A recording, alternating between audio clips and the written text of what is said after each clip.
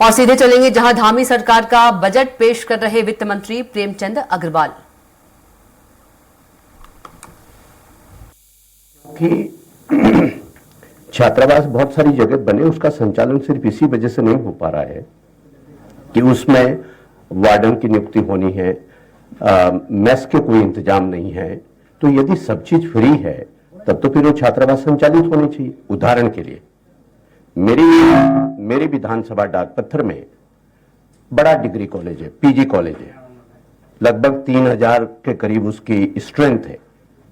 ज्यादा एडमिशन नहीं कर पाते, नहीं तो 5000 भी हो सकते स्ट्रेंथ। इंफ्रास्ट्रक्चर की लिमिटेशन है। वहां पे छात्रावास भी बना हुआ है। छात्रावास सिर्फ इसलिए संचालित नहीं हो पा रहा है कि छात्रावास के संचालन के लिए जो स्टाफ चाहिए, जो मेस की सुविधा चाहिए, वो नहीं हो पा रही है। तो यदि ये व्यवस्था है तो मैं तो बता रहा हूं ऑलरेडी वहां पे बेसिक इंफ्रास्ट्रक्चर है। आप कृपया करके मेरा राजकीय उच्चतर स्नातकोत्तर महाविद्यालय डाकपत्थर का हॉस्टल संचालित करा दीजिए। माननीय अध्यक्ष जी, जो हमारे नेताजी सुभाष चंद्र बोस हॉस्टल है, वहां रहना खाना सब फ्री है बच्चों के लिए। वो 37 हॉस्टल हमारे। जो हमारे डिग्री कॉलेज के हॉस्टल, जो मैंने कहा है कि डिग्री कॉलेजों में 30 छात्रावास हम बना रहे हैं। उसके लिए जो हमारे माननीय विधायक जी ने कहा है, उसके लिए हॉस्टल वार्डन से लेके वहां की व्यवस्थाओं, क्योंकि पहली बार हम हॉस्टल बना रहे हैं बच्चों के लिए, लड़कियों के लिए विशेषकर। हाँ, जनजाति क्षेत्र में बना रहे हैं। और जनजाति क्षेत्र के लिए माननीय नेता प्रतिपक्षी, अभी तो जनमन से भारत सरकार ने 3 नए हॉस्टल दे दिया हमको, तो वो भी बनने जा रहे हैं। उसके लिए हम उच्च शिक्षा के लिए एक नई पॉलिसी बना रहे हैं कि जो बच्चे हमारे, जो लड़कियां डिग्री कॉलेजों में हॉस्टल में रहना चाहेंगे या लड़के रहना चाहेंगे, उसके लिए पूरी व्यवस्था इस बार हम बनाने जा रहे हैं। माननीय सदस्य नेगी जी। माननीय अध्यक्ष जी, मैं माननीय मंत्री जी से जानना चाहता हूं, राजकीय महाविद्यालय लंबगांव में अब सवाल है तो सभी पूछे। हमारे नंबर नहीं आएगा, कौन महत्वपूर्ण क्वेश्चन ठीक आएगा जल्दी फटाफट बोलिए। लंबगांव में सेल्फ फाइनेंस के माध्यम से होंगी, ये मैं माननीय अध्यक्ष जी, सेल्फ फाइनेंस में आपने बीएड मांगा था पिछली सरकार में, तो जैसे बच्चे आएंगे हम तो बैठे हैं, नहा धो के हम शुरू करा देंगे, हमें क्या दिक्कत है। मत संख्या तारांकित प्रश्न बच्चे उपलब्ध हैं। माननीय सदस्य श्री प्रीतम सिंह पंवार जी। माननीय अध्यक्ष जी, तारांकित प्रश्न संख्या 9। माननीय मंत्री जी। अध्यक्ष जी। हाँ, बोलो। माननीय अध्यक्ष जी, अब इस जवाब में नहीं, पहले तो आपको ये पढ़ना है। जी हाँ। अच्छा, जी हाँ।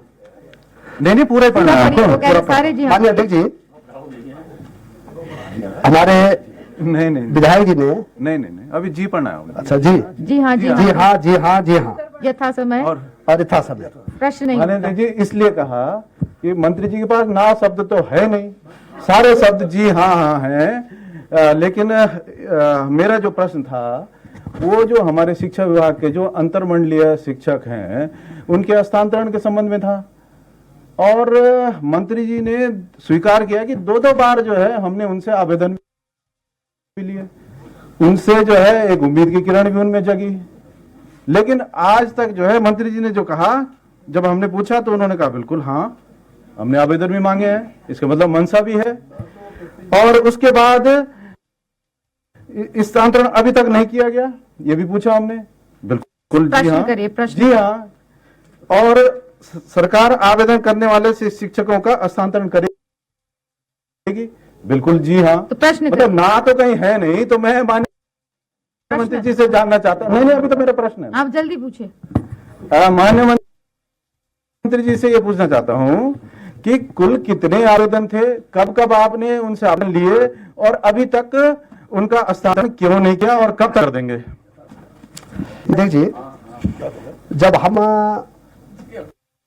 चाहते काम करना है तो जी हाँ तो बोल। बिल्कुल सही बात। और अभी तो 4 ही बार का जरूरत पड़ेगी 10 बार भी हाँ कहेंगे। नहीं मीठी बोले भाई साहब, आप हमारे बड़े भाई से क्यों कहते हैं? मैं काम करने वाला आदमी हूं, इसलिए जो है ना क्यों कहेंगे हम? और इसमें माननीय बंशीधर भगत जी ने जो क्वेश्चन किया था उनका भी जवाब मिल जाएगा। माननीय अध्यक्ष जी, राज्य बनने से लेकर अब तक पहली बार हमारी सरकार ने बड़ा हृदय दिखाया है कि जो अंतर मंडल किसी की 10 साल की थी। हमने तय किया कि अंतर मंडलीय जो भी टीचर जो है आना चाहता है मिनिमम 5 साल में उसको हम जो है स्थानांतरण करें, इसलिए जी हाँ कह रहे हैं। फिर उन्होंने कहा कि आवेदन कर रहे हैं, हमने कहा आवेदन भी करा दिया हमने, जी हाँ कह रहे हैं। उन्होंने कहा कि काउंसलिंग कराना है। देखो अध्यक्ष जी, देर कहाँ हुई, हम अगर ट्रांसफर कर देते तो फिर विधायक जी कहते हैं कि साहब वो ऐच्छिक का स्थान नहीं दिया आप लोगों ने, इसलिए हमने टीवी लगा दिया जैसे आपने लगा रखा है। और जहां भी आपकी मन माफिक जगह होगी हम उसको दे देंगे। पूरी बात आने दीजिए मेरी। आप कह रहे हैं कि कितने टीचरों ने आवेदन किया है? अध्यक्ष जी 542 टीचरों ने आवेदन किया है, उसमें महिला संवर्ग में 56 लोगों ने आवेदन किया है। जिनको 5 साल हो गए हैं वो कैरियर में एक बार जो है स्थानांतरण अपना मंडल परिवर्तन कर सकते हैं। और इसमें बड़ी बात यह अध्यक्ष जी कि हमने इसको इसलिए हमने ये लिस्ट जारी नहीं की कि बोर्ड की परीक्षा आजकल शुरू होने वाली है और बोर्ड की परीक्षा जैसे खत्म होगी वैसे जो इन्होंने स्थान मांगे वैसे वैसे हम इनको भेज देंगे, तो ना क्यों कहेंगे, इसलिए हाँ कह रहे थे। प्रश्न संख्या 10 माननीय सदस्य श्री दिलीप सिंह रावत जी। माननीय अध्यक्ष जी, हाँ पढ़ा हुआ मान पढ़ावा मान प्रश्न करिए।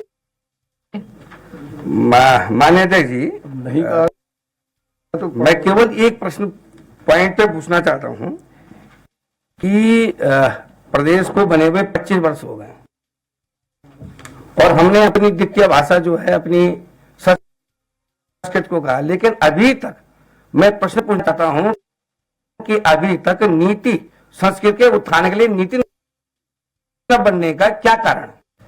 माननीय अध्यक्ष जी,